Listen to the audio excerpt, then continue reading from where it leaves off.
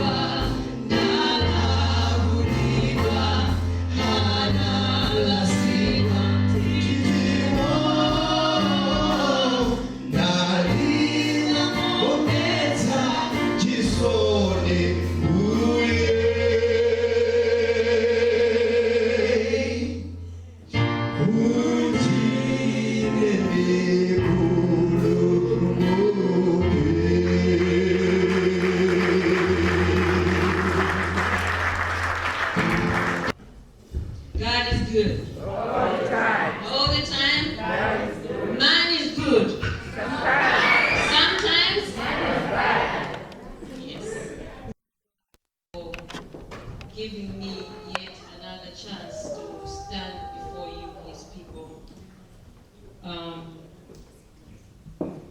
I also, at the same time, would like to welcome each one of you for coming here to worship at Malawi Church.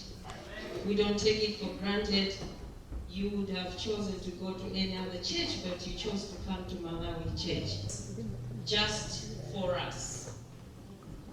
Just for us.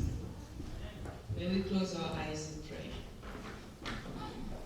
Our Heavenly Father, this time we ask you to descend and live with us.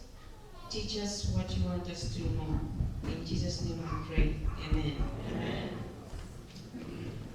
I'm sure each one of us in here has witnessed or experienced an event or a happening that has just stuck in your mind. And sometimes when something like the same experience happens, it draws you back to that time. That experience doesn't need to be a bad one, or it doesn't need to be a good one, but there's that special experience that you have gone through that is just there. And when somebody does something similar, when you go there, if it was a good experience, it makes you smile over again.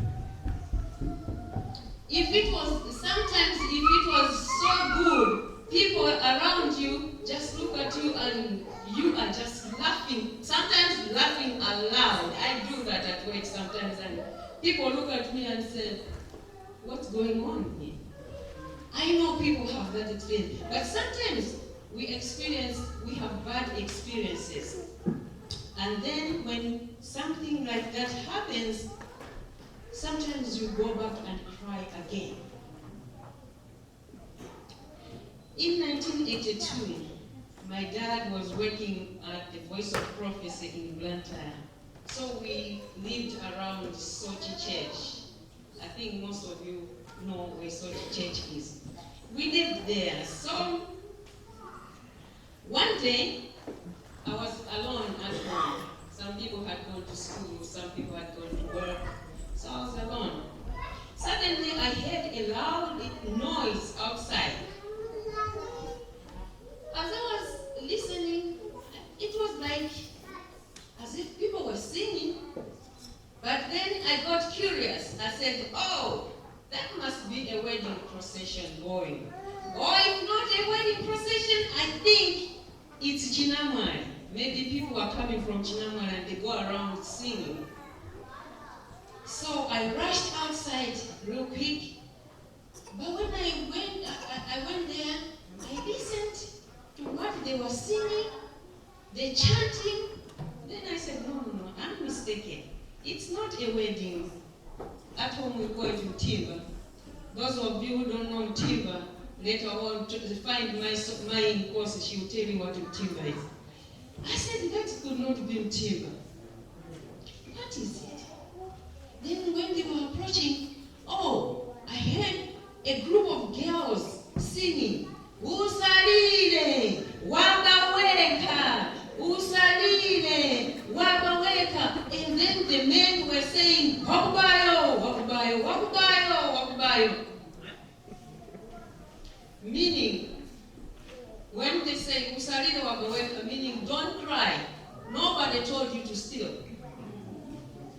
And then the others were saying, thief, Lord. They were chanting that. And then when I looked, there was a guy, a young man in the midst of them. But some people were hitting him. And anyone who wanted to hit him could hit him. There were two guys who were holding him side by side. So in my mind, I was thinking, okay, so those people who are holding him side by side must be maybe his relatives. Maybe they are trying to protect him. But to my surprise, I found that when the group was growing bigger, because whoever was hearing that chanting would rush, especially boys and men, they would rush to join to hit him. So they were not asking questions. They have already heard the message that this one is a thief. So they were not asking any questions. They would just go join him and hit him. There were 3 other guys who were just kind of controlling the whole crowd. They were also warning people, like if there's one coming, they would say, citizen, gun motor. So the people would move over and the car would pass by and they would come back. But then this guy was beaten so much that these 2 guys who were holding him side by side were not actually protecting him. They were dragging him. Because at this point he was too tired. He could not walk anymore on his own. He could not even, you could not even hear his voice because it seemed at this point that he had cried and even lost his voice. But the beating was not stopping. Whoever heard the chanting would come out of their house. And guess what? These 2 men, when some new people are coming in, these 2 men would stand him up to position him so that they can hit him. He had blood coming out of his mouth. And somebody said proudly, "Hey, that was my punch. Hey, I punched him so much, I think he has lost 2 teeth. Right now, he's just bleeding. That should teach him not to steal next time." So, because this guy was so tired, like the only thing you could see was tears coming out of his eyes, down his cheeks. He could not produce any voice anymore. They were dragging him. The procession was just so slow. So they came. Most of us ladies were just standing by looking. One of the women actually commented and said, "Hey, I'm relieved. I thought that was my son. At least it's not my son. Hey, this is just so sad." So some of the people came out of the house just to see, who is it? Who is this thief? So anyway, they went down. They were going down with the road, hitting. The hitting never stopped. These people were hitting this guy, even though it was like almost completely useless. They were hitting him. At that time, his clothes were torn. So down the road, late Pastor Quinn, some of you used to know him. He was standing by the road with his friends. They were talking. And then these people, this group, while they were approaching, and you people who knew Pastor Quinn, he had strong voice. So he said, "Hey guys, what did this guy steal? How are you chanting, usalile, usalile wabaweka? What did this boy steal? Because I don't see you carrying any goods that he stole. Because if a person steals, you have to give him the goods to carry. But this guy is not carrying anything." And then this guy who was next to him said, the person who has the goods is, he looked around, there was nobody. Nobody was carrying no goods. And he said, Pastor Kwenda said, who caught him? Who caught him stealing? There was nobody who was there who witnessed the stealing. So Pastor Kwenda said, so you want to tell me you don't have goods? You don't have a witness? Where are you taking this guy? Oh, we are taking him to Blantyre police. We are not taking him to social police. So all these social police, they know all these boys around here, so they don't do anything with them. So we are taking him to Blantyre police. And Pastor Kwenda said, no, you are not taking him to Blantyre police. Or you are not taking him anywhere. Because you don't have proof And he turned to the guy and said, "Hey, what were you trying to steal?" And this guy, since he had lost his voice, he was just trying to talk, and he was so restless, and he said, "I didn't steal anything." Now, why is it that they are thinking that you stole something? I was going around Mkola Kosa, looking for peace jobs. Then I turned around a block and I found myself on the area where they hung clothes. So I think I bumped into one of the lines and the clothes shook. They were shaking. And then all of a sudden I heard a woman's voice saying, "Wakuba!" Then I stood, I waited so that I can explain that I was not intending to steal. But the two men who came out of their houses first, they just came and started punching me. They did not even ask me anything. So when I saw that, then I started running. Because I saw that they were not going to give me a chance to explain. Then the group got bigger, and they overpowered me and they caught me. And now here I am. By the time this was happening, one by one, people started what? Growing. One by one, people started leaving. In the end, it was these guys who were holding him and the other three. So, Pastor Gwen asked them, said, "By the way, who are you?" "Oh, we are from the neighborhood watch." "Okay, this is what you're going to do. Right now, I'm going to take you to our clinic here at Sochi so that they can clean him up and see if the wounds are very deep. You guys, you are not going to take this guy to blood police because as you see, this guy is innocent. So you are going to take him to Queen Elizabeth Hospital after this." Ladies and gentlemen, at that point, this thief, who they were saying a thief, he cried. He broke down and cried. He raised his hands and looked at Pastor Queen and said, "Thank you, sir, for saving my life. I would have died today because I don't think I would have gone as far as Atlanta Police. Thank you. You have saved my life."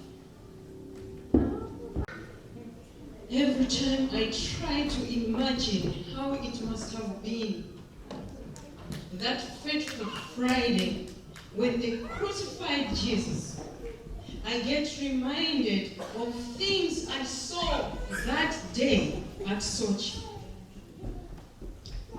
I see two young men, both accused of sins they did not do.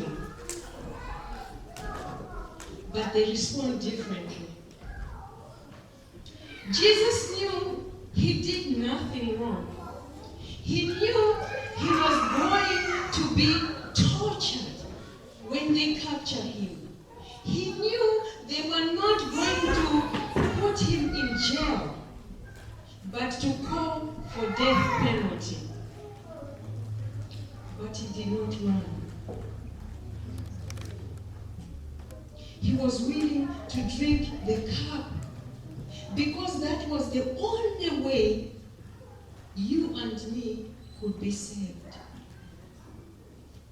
He was willing to suffer misery for you and me. The suffering they inflicted on him was slow and painful. It needed a man like Jesus who would have loved me beyond anything, beyond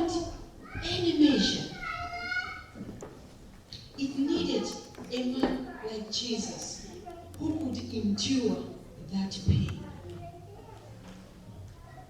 He was willing to give his life just for human beings, because we are a masterpiece of his creation. We are a masterpiece of his handwork. He took his precious time to plan how he was going to create us.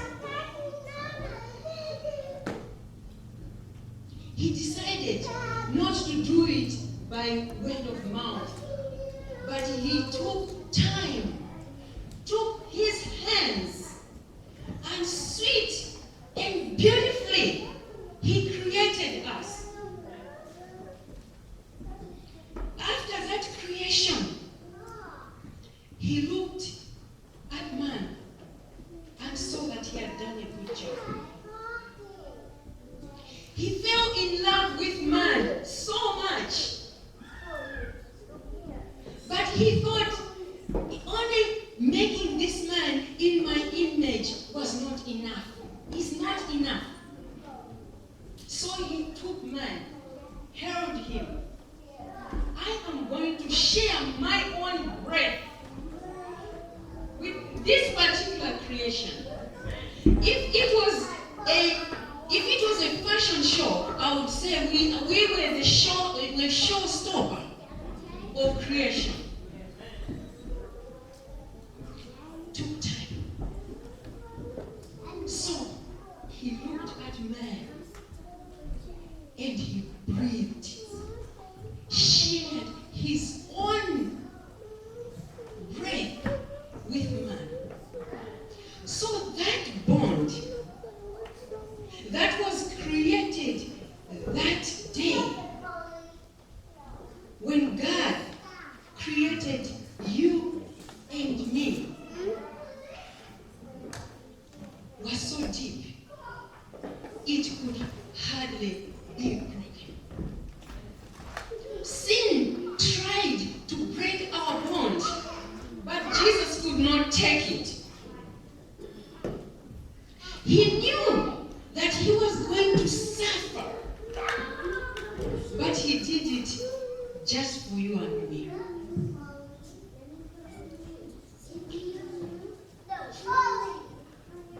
He loves us.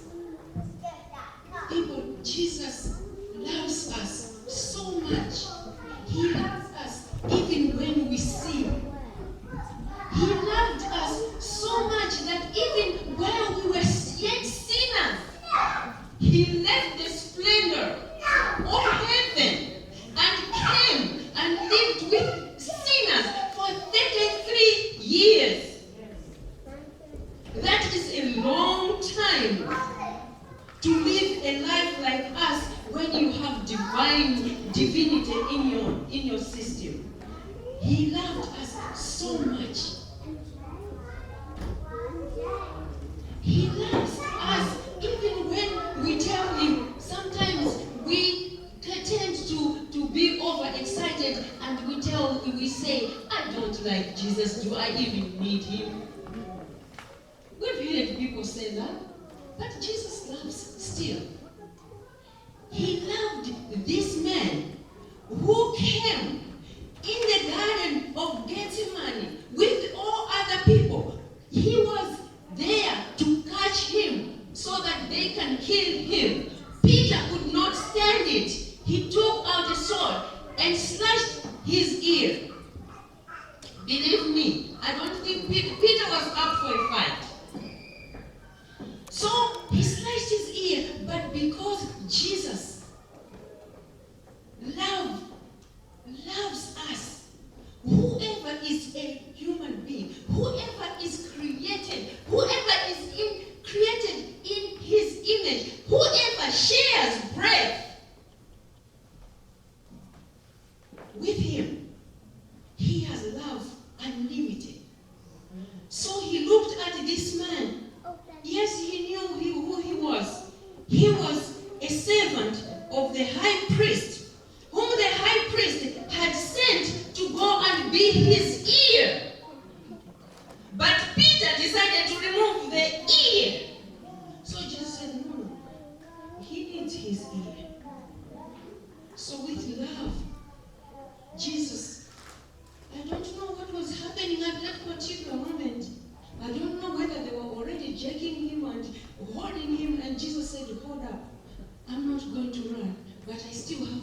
somebody. You got to hold on. I'm not running. I know I've not done anything wrong. But hey, my child right here is in pain. So I'm going to take care of this first before I start my own pain. So with love, he reached out, replaced his ear.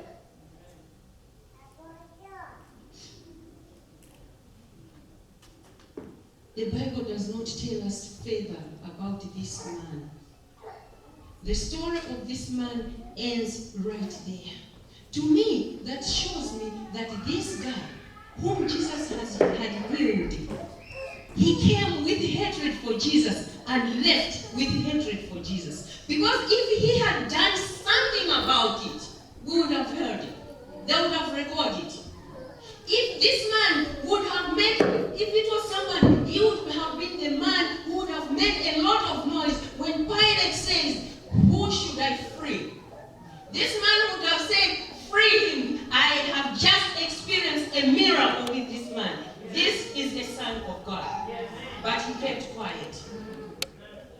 After having an encounter with Jesus, after being touched with Jesus, this man left the place unchanged. He went back home the way he came. Because in his mind, he was already having that hatred. They told him that Jesus is a bad man. So no matter what Jesus does, no matter what Jesus does, my master told me that he's a bad man. I have seen him heal me bad. Doesn't it happen in our lives today? No matter what you do, they hate you, they hate you. They did it to Jesus. He rose the sick, he rose the dead. He healed their sick. Let's not talk about Bartimaeus. Let's not talk about the woman who bled for 12 years. We are talking about this man now. This man has healed me, but they are taking him to be killed. And there's a chance here. Pilate is acting like he could give him chance to live, but I don't care. What I know is that they told me he's a bad man. But Jesus, still loving, he healed him. Yet he knew that this man hates me. Jesus did all that just for us. Going to the cross, walking all that street, being humiliated beyond measure. You know, we have seen movies how people get tortured, but they say nobody can understand how much Jesus was. So sometimes you say, how much pain did Jesus go through? But the miracle about it is this. When they were whipping him, with his stripes, I got healed. With his stripes, you got healed. That is the miracle about Jesus. Sometimes people try to be like that, but we cannot reach there. Because if you hit me,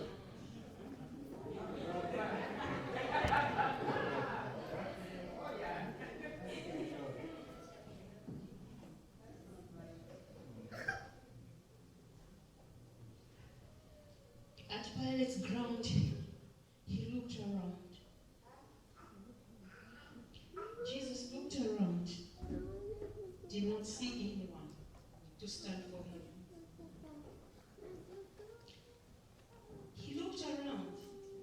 Maybe, just maybe, may I say Khaula? He was not there. Or just maybe the people who were so much despised in the community, the lepers, who nobody even wanted to be close to them. I mean, they should be able to appreciate more. He looked around. He was standing alone.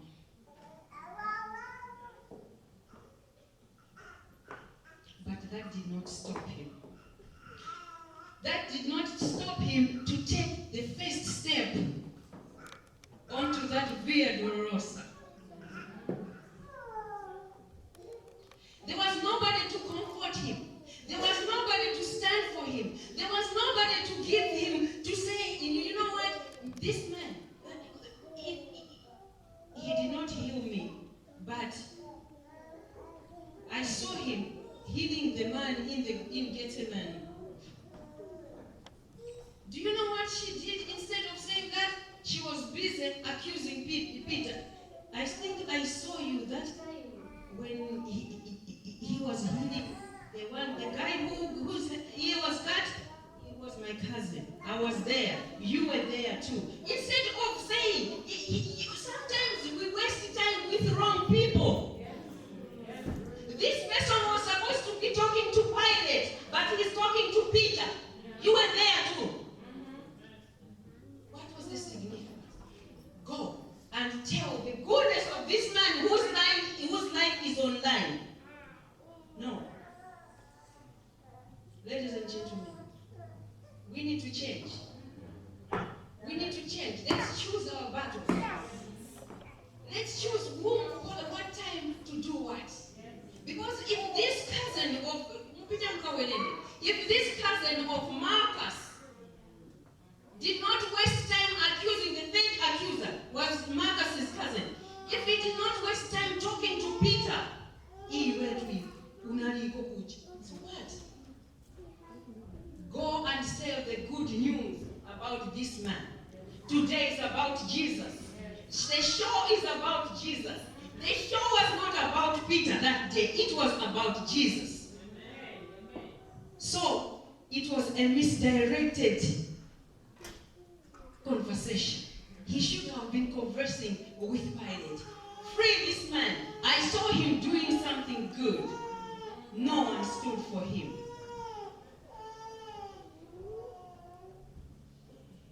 No one made an effort to at least appreciate his goodness. I'm thinking, what was going on in Jesus' mind that time? I'm thinking, what was going on up in heaven when they were looking down at the way people were treating the Son of God? I wonder how the heavens look down upon us today. When somebody just says, I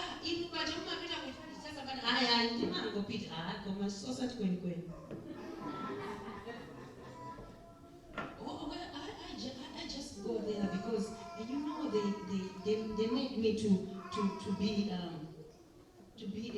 a youth leader, so I just don't want to disappoint them. But how do the Father up there look at you? You can't stand for Jesus and say, yes, I go to church because Jesus shed his blood for me. He shed his blood, and every time I sin and I go back to him, he is willing and just to forgive me. And I'm proud of that. We don't have the courage to do that. But when they say, God did not support our Magic Johnson, yeah, you can support her. Jesus, no. He stood alone. He was content to die.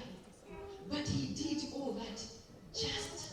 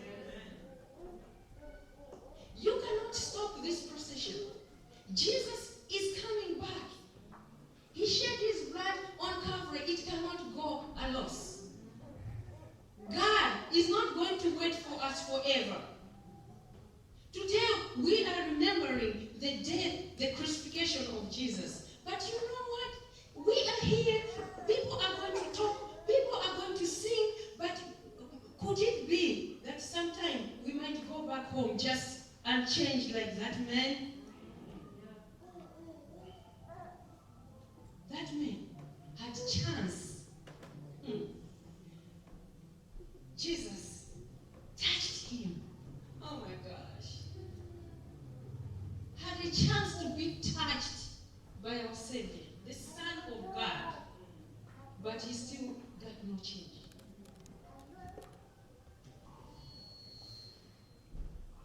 My prayer is that God should help us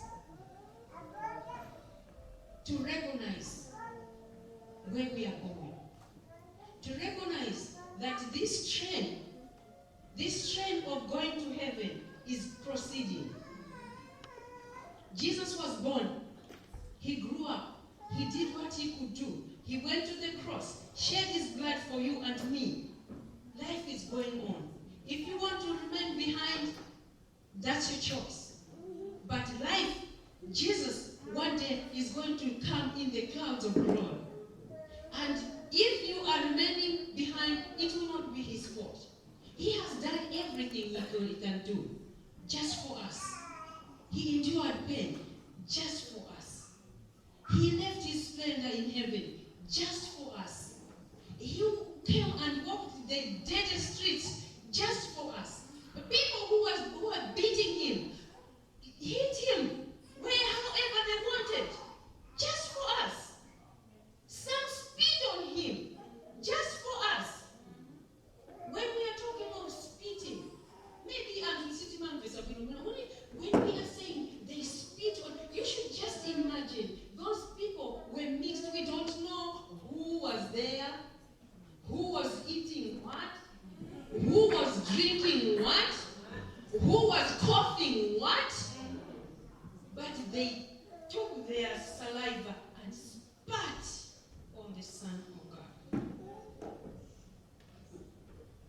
But no word came out of his mouth. He did it just for you and me. And the beauty of it all is that they say, even if all of you here were pure, you had no sin,